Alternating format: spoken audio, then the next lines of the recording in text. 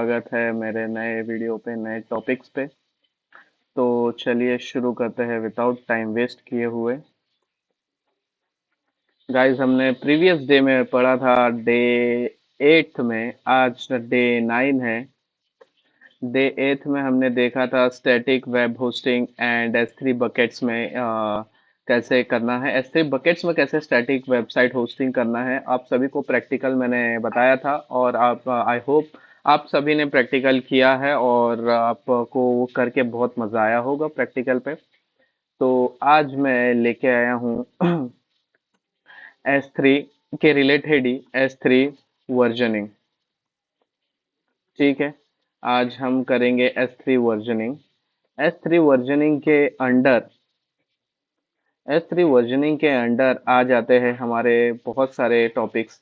Like जैसे कि हमने हमारे ऑर्गेनाइजेशन में कभी कभी ये चीज़ फेस किए होंगे कि लाइक एक एप्लीकेशन टीम, जो भी हमारी डेवलपमेंट टीम है, वो डेवलपमेंट टीम एक कोड देती है, एक कोड्स जो कोड्स का गुच्छा भर के हमारा फाइल्स जो भी देती है वो हम अपने हम अपने S3 बकेट्स पे हम अपने S3 बकेट में हम अपने S3 बकेट में इसको पेस्ट करते हैं, अपलोड करते हैं।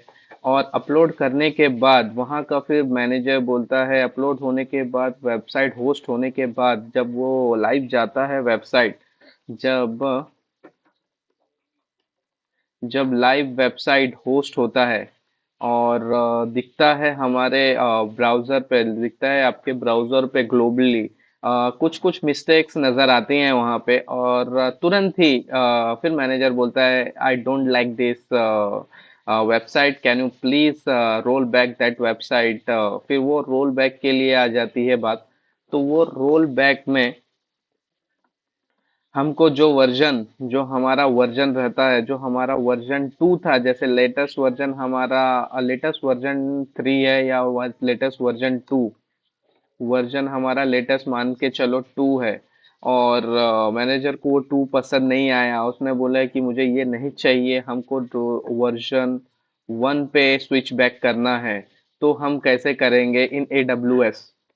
तो आज हम यही सीखेंगे गाइस, AWS पे S3 वर्जनिंग कैसे करते हैं। और ये हम S3 वर्जनिंग के हेल्प से कर सकते हैं गाइस, विदाउट टाइम वेस्ट किए हुए। चलो शुरू स्टार्ट करते हैं। आ जाते हैं अपने AWS कंसोल के।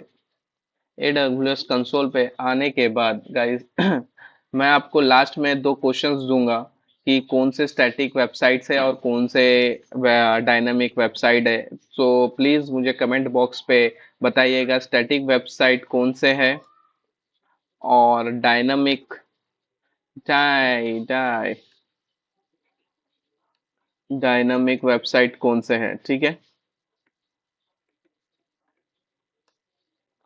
सो मुझे बताइएगा। मैं सबसे पहले मैं आपको लास्ट में दूंगा वो सारे क्वेश्चंस, मतलब मीन्स एक क्या होता है क्या नहीं, और मैं उसको नेक्स्ट वीडियो में आपको आंसर्स भी बता दूंगा कि क्या है उस चीज़ का आंसर्स। ठीक है, चलिए ठीक है, शुरू करते हैं।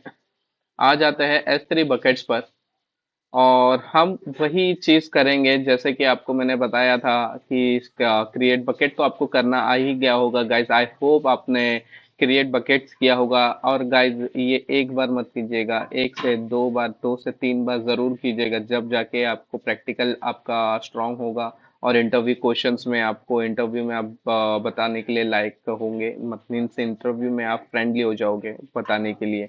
तो इंटरव्यू को लगेगा कि नहीं, बंदे ने सही में किया है और बंदे को सही में आता है। इसलिए आपको प्लीज प्रैक्टिस करते रहना है और प्रैक्टिस जरूर कीजिएगा गाइस। ये वीडियो एक बार नहीं समझ में आया तो दोबारा देखिए, दोबारा से चला के फिर वापस से प्रैक्टिस कीजिएगा गाइस। तो आ जाते हैं बकेट नेम पे।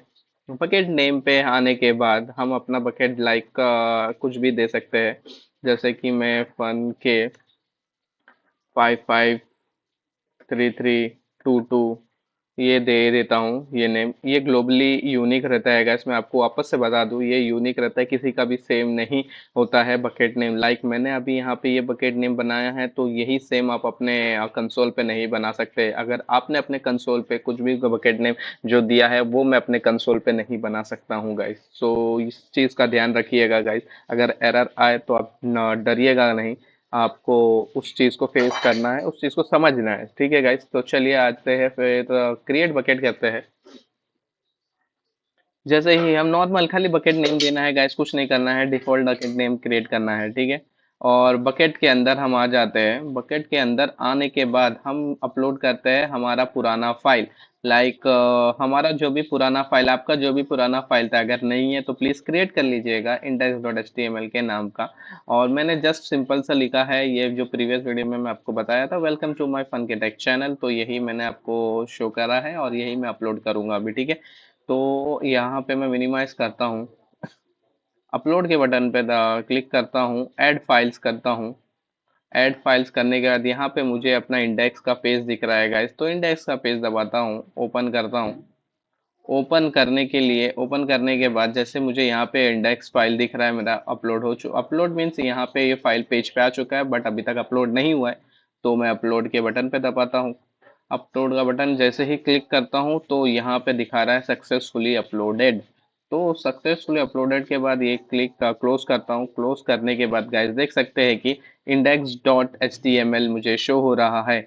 और हम S3 वर्जनिंग कैसे करेंगे मैं आपको अभी ही बता दूंगा। ठीक है, तो यहाँ पे क्लिक करने के बाद, ये चेकबॉक्स पे क्लिक करने के बाद गाइस ओपन के जो ये ओपन बटन दिख रहा है आपको, ये ओपन बटन प्लीज क्लिक करिए। क्लिक करने के बाद देखिएगा कि आपके वेबसाइट जो अपना एप्लीकेशन टीम हमको देता है, इसमें बहुत सारी वेबसाइट्स मतलब मीन्स बहुत सारे पेजेस, इमेजेस, वीडियोस और बहुत सारे कंटेंट्स होते हैं। बट ये मैं वो एप्लीकेशन में यहाँ पे रन नहीं कर सकता गैस, तो मैं आपको सिंपली बता रहा हूँ सिंपली वे में। तो सेम सिमिलर है बट कोड का डिफरेंस है बस, और ज़्यादा कुछ नहीं। जैसे कि मुझे यहाँ पे फन के टेक दिख रहा है, तो फन के टेक चैनल लग रहा है, तो मैं इसको मॉडिफाई करता हूँ। यहाँ पे मॉडिफाई करता है, इसको ओवरराइट तो आपको जानते ही होंगे ओवरराइट का मतलब क्या है। ओवरराइट का मतलब ये है कि अब अगर हम सेम फाइल को हम वापस अपलोड करते हैं, जो भी पुराना कंटेंट डिलीट हो गया वो पुराना जो भी न्यू कंटेंट है उस पर ओवरराइट कर देगा, वो न्यू कंटेंट आपको शो होने लगेगा, उसका मतलब ही ओवरराइट है। तो आ जाते हैं हम यहाँ पे, मैं लिखता हूँ मैं लिखता हूँ यहाँ पे like and share. Like and share मैं लिखता हूँ यहाँ पे। जैसे ही लाइक एंड शेयर लिख के मैं कंट्रोल एस दबा के सेव करता हूँ गाइस, इसको मिनिमाइज करता हूँ और यहाँ पे अपलोड करता हूँ। अपलोड करने के बाद यहाँ पे ऐड फाइल्स पे क्लिक करता हूँ। वही फाइल मुझे करना है, मैंने उसी फाइल पे मॉडिफाई किया है गाइस, उसी को मुझे ओवरराइट करना है यहाँ पे। और मैं अपलोड के बटन पे क्लिक करता हूँ। जैसे ही मैं अपलोड के बटन पे क्लिक करता हूँ गाइस, देखिएगा यहाँ पे ये अपलोड सक्सेसफुली दिखा रहा है। और यहाँ पे हम क्लोज करेंगे और वही चीज़ को हम दबाएंगे यहाँ पे, और दबाने के बाद यहाँ पे ओपन करेंगे, ओपन के बटन को क्लिक करेंगे। देखिए गाइस यहाँ पे फन के take channel like and subscribe दिख रहा है। ये मेरा ओल्ड वाला था, ये मेरा न्यू वाला था। बट अभी मैंने मैनेजर को दिखाया, मैंने मैनेजर बोलता है कि अरे यार नसीम, ये जो लाइक एंड सब्सक्राइब है ना, ये लाइक एंड सब्सक्राइब सही नहीं है guys। तो यहाँ पे ना आपको चेंज करना है, तो आप थोड़ा मॉडिफाई कर सकते हो क्या गाइस? तो मैं बोलता हूँ हाँ मैं कर सकता हूँ। तो फिर अपन यहाँ पे मॉडिफाई कर सकते हैं। जैसे कि हम मॉडिफाई पे जाके यहाँ पे सब्सक्राइब बटन दबाने बोलता है कि यहाँ पे सब्सक्राइब बटन लिखते हैं भाई। तो फिर मैं यहाँ पे आता हूँ। यहाँ पे आने के बाद मैं यहाँ पे सब्सक्राइब भी लिख देता हूँ। लाइक एंड शेयर को हटा के,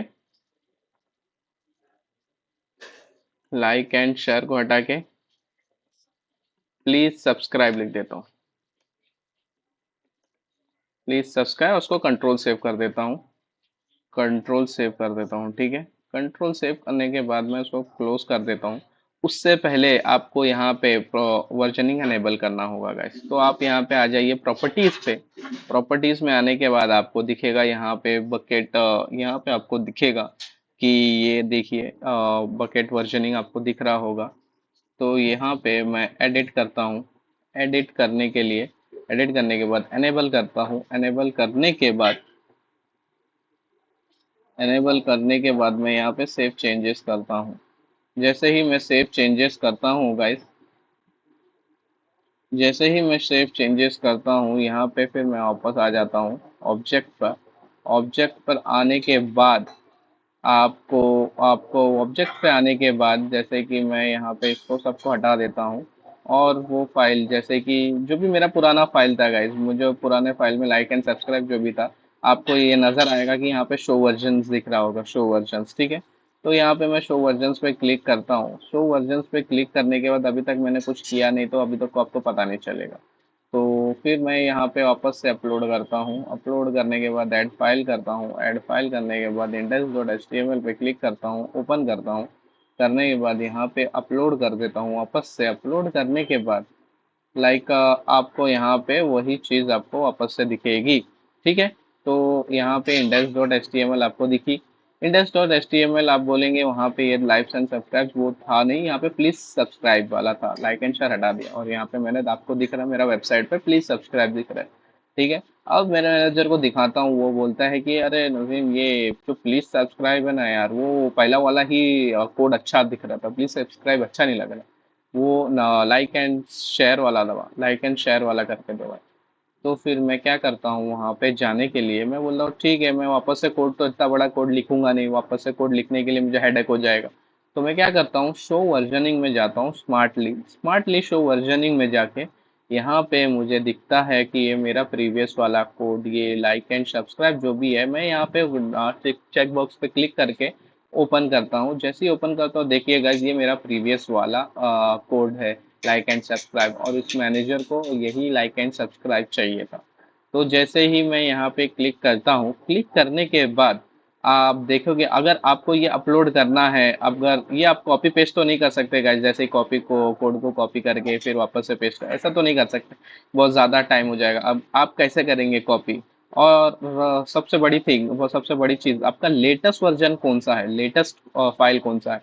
जाहिर सी बात है, जहाँ पे लेटेस्ट आपको, और एक चीज़ दिखा देता हूँ, जाहिर सी बात है जो भी लेटेस्ट है वो फर्स्ट में रहेगी। ये जो एल टाइप का दिख रहा है ये सारा वर्जनिंग है, और जो वर्जनिंग आईडी आपको, जिस पे वर्जनिंग आईडी आपको दिख रही है वो आपका लेटेस्ट है, ठीक है गाइस। और आप यहाँ पे टाइम मॉडिफाई से भी आप चेक कर सकते हैं, जैसे कि 19 को मैंने 12:19 को 19 सेकंड में, 12:19 में मैंने ये पुराना वाला बनाया था, और इसको मॉडिफाई किया 12:02 को मॉडिफाई किया।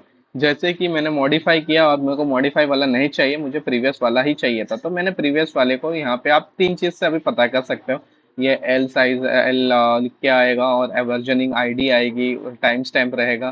तो सबसे बेटर चीज़ है कि आपको पुराना वाला अगर फाइंड आउट करना है, तो टाइम स्टैम्प से आप फाइंड आउट कर सकते हैं, तो आपको बहुत ही हेल्प मिलेगी उससे। तो फिर यहाँ पे क्या करूँगा गाइस, अगर मेरे को ये चाहिए, तो ये अगर मिलने के लिए मैं index.html पे चेकबॉक्स पे क्लिक करूंगा, उसको डाउनलोड करूंगा, डाउनलोड करने के बाद वापस से मैं अपलोड कर दूंगा guys, without problem, critical face किए, विदाउट प्रॉब्लम को आए हुए। तो मैं उस चीज़ को डाउनलोड करके वापस से मैं फेच करूंगा, तो देखूंगा, ओपन करूंगा, तो मुझे वही चीज़ दिखेगी। तो आज के वीडियो के लिए गाइस इतना ही। आपको आई होप आपको समझ में आया होगा S3 वर्जनिंग कैसे काम करती है। तो अगर आपको प्रॉब्लम, और मैं आपको लास्ट में ये भी बोला था कि आपको मैं क्वेश्चंस दूंगा, ठीक है, डायनामिक स्टैटिक वेबसाइट का क्या सीन है वो आपको बताऊंगा। तो अगर आपको लाइक एंड सब्सक्राइब ज़रूर कीजिएगा। अगर आपको कुछ समझ में नहीं आया तो प्लीज़ मुझे कमेंट पे बताइएगा कि आपको क्या नहीं चीज़ समझ में, तो मैं आपको वहाँ पे एक्सप्लेन करूँगा। एक्सप्लेन करने से पहले तो आप मुझे बताइए, इसमें से AWS console, AWS console static है या डायनामिक है, सबसे पहले मुझे ये बताइए। स्टैटिक वेबसाइट है या